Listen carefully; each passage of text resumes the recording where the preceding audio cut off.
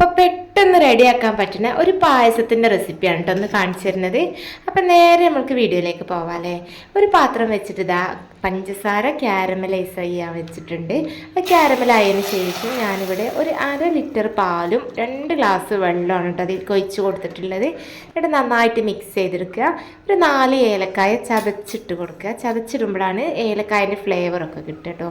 പിന്നെ പഞ്ചസാര ആവശ്യത്തിന് ഇടുക. ഞാനൊരു കപ്പ് പഞ്ചസാര ഇട്ടിട്ടുണ്ട്. പിന്നെ ബാക്കി വന്ന ചോറാണ് കേട്ടോ നമ്മളെ ഇന്നത്തെ ഹൈലൈറ്റ്.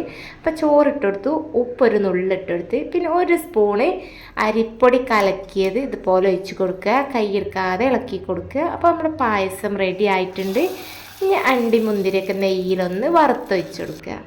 അപ്പോൾ നമ്മുടെ പായസം ഈസി ആയിട്ട് ഉണ്ടാക്കാൻ പറ്റും. അപ്പോൾ വീഡിയോ ഇഷ്ടപ്പെട്ടാൽ ഫോളോ ചെയ്യാനൊന്നും മറക്കരുത് കേട്ടോ. കുട്ടികൾക്കും എല്ലാവർക്കും ഒരുപോലെ ഇഷ്ടപ്പെടുന്ന ഒരു പായസമാണിത്. വളരെ ഈസി ആയിട്ട് നമ്മൾക്ക് ഉണ്ടാക്കാനും പറ്റും. അപ്പോൾ നമ്മൾക്ക് ചോറൊക്കെ ബാക്കി വരികയാണെന്നുണ്ടെങ്കിൽ ഇങ്ങനെയൊക്കെ ട്രൈ ചെയ്ത് നോക്കുക. ഇതുപോലെ ട്രൈ ചെയ്ത് നോക്കിയിട്ട് എന്തായാലും ഫീഡ്ബാക്ക് അറിയിക്കാൻ മറക്കരുത്. ഇനി അണ്ടി മുന്തിരിയൊന്നും ഇല്ല എന്നുണ്ടെന്നുണ്ടെങ്കിൽ ഒട്ടും ബേജാറാവണ്ട. തേങ്ങ കൊത്തൊക്കെ ഇട്ടിട്ട് ഇതുപോലെ നെയ്യിലൊന്ന് വറവിട്ടെടുത്താൽ മതി കേട്ടോ. Okay, bye. ഇനി പുതിയൊരു വീഡിയോയുമായി വീണ്ടും കാണാം.